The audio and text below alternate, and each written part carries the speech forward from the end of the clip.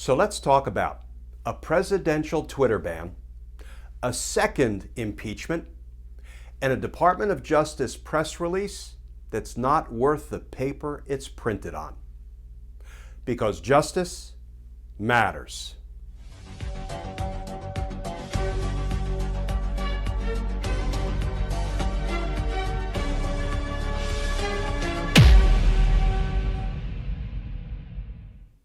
Hey all, Glenn Kirshner here. So let's tackle three topics pretty quickly. The first one has to do with the Department of Justice, Donald Trump's Department of Justice, announcing some conclusions before it even conducted the investigation. Here is how ABC News reported that out. Headline, "Don't expect charges against Trump or allies for inciting Capitol siege," says DOJ officials. And here's how that article starts. The U.S. Justice Department does not plan on seeking incitement charges against President Donald Trump or any of the others who spoke at a rally in Washington, D.C. just before protesters launched a violent siege on the U.S. Capitol that left a Capitol police officer and 4 others dead, according to a senior Justice Department official. You know, this is nothing more than a variation on a scene from Alice in Wonderland, where the Queen of Hearts announces sentence first, verdict afterwards. Donald Trump's Department of Justice, before its investigation is anywhere near complete, announces, oh, no. We will not be charging Donald Trump or Don Jr. or Rudy Giuliani or anybody else who spoke at that pep rally, sizing up the crowd and then pointing it in the direction of the U.S. Capitol. No charges will be considered there, and now we'll get around to the investigation. Here's what I can all but promise you, folks. That decision will be revisited as soon as a law-abiding Attorney General takes over. So stay tuned. Topic number 2, Twitter bans Donald Trump. And here is the Twitter announcement itself. Permanent suspension of @RealDonaldTrump by Twitter Inc., Friday, 8 January 2021. Now, first of all, for safety reasons, that is clearly the right move. It probably could have been done long ago. But there's one reason that I'm going to be sorry to see Donald Trump's tweets go. And that's a little thing called the Federal Rule of Evidence 801D2, Statement of a Party Opponent. What does that mean? It means anything that Donald Trump says or tweets can be introduced as evidence against him at his criminal trial. So I can tell you what prosecutors will be doing when Donald Trump is tried for his crimes is something that I did many times. I would take a statement of the defendant, this one for example, Donald Trump's tweet, saying big protest in D.C. on January 6th. Be there, will be wild. And I would take a government exhibit sticker and I would slap it on a copy of Donald Trump's tweet. Government Exhibit 1 has now been marked for identification and the government offers it into evidence and it would be received. That's the only reason I'm going to miss Donald Trump's tweets. Fortunately, he has incriminated himself 1,000 times over in those tweets and in other statements he's made. So, third and final topic, a second impeachment. That's a curiosity, right? But let's work through it together.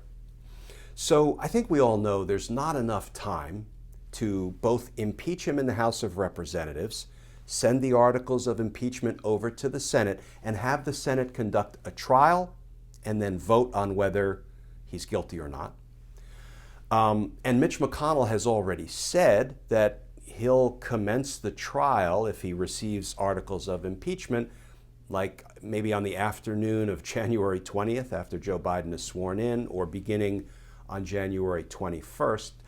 So I think we all know there's not enough time to both impeach, try, and potentially remove him from office. So he will leave at the expiration of his term when Joe Biden is sworn in as our next president. So what's the point? Well, a couple of things. One, Donald Trump incited an insurrection. And for that, he should be held accountable, if only in the eyes of history. And a second impeachment, a summary impeachment, whereby he is found to have committed the offense in the one article of impeachment that's been drafted, and the House of Representatives votes him guilty on that, that is good in the eyes of history, because he should be held accountable for what he did in the run-up to January 6th and then on January 6th. Here's the second thing, though, that accomplishes. Let's assume the trial is held after he's already out of office. So the Senate will still have to vote on whether he's guilty or not guilty on that article of impeachment, but they won't have to decide whether to remove him if they find him guilty. But there is another pretty consequential decision they'll have to make. Because if they find him guilty on the article of impeachment, they will then have to decide and vote on whether he should be forever prohibited from holding public office in the future.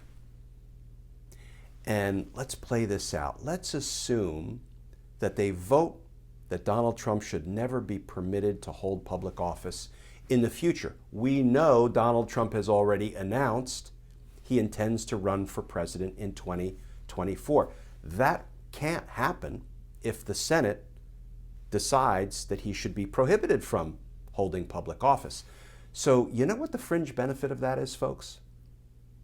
When Joe Biden's Department of Justice indicts and tries Donald Trump for his crimes, nobody will be able to say the reason the Department of Justice indicted and is trying Donald Trump for his crimes is because it's a political move designed to prevent him from running for office in 2024. Why? Because the Senate will have already prohibited him from running for president in 2024.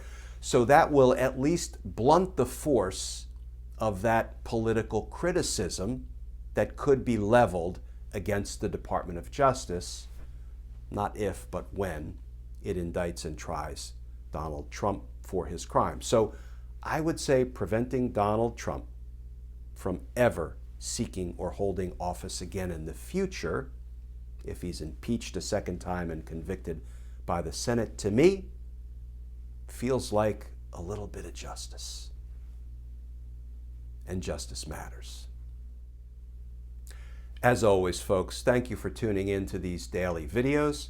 If you'd like to more formally support our all-volunteer efforts here, you can go over to patreon.com, sign up to become a patron, and if you do, I will send you some Team Justice stickers and a handwritten personal note of thanks. You can also find me over on Facebook, Justice Matters with Glenn Kirshner, and of course on Twitter all day and night, trying to answer your legal questions as best I can. And at Twitter, my handle is @GlennKirshner2. So folks, as always, please stay safe. Please stay tuned. Better days are coming. And I look forward to talking with you all again tomorrow.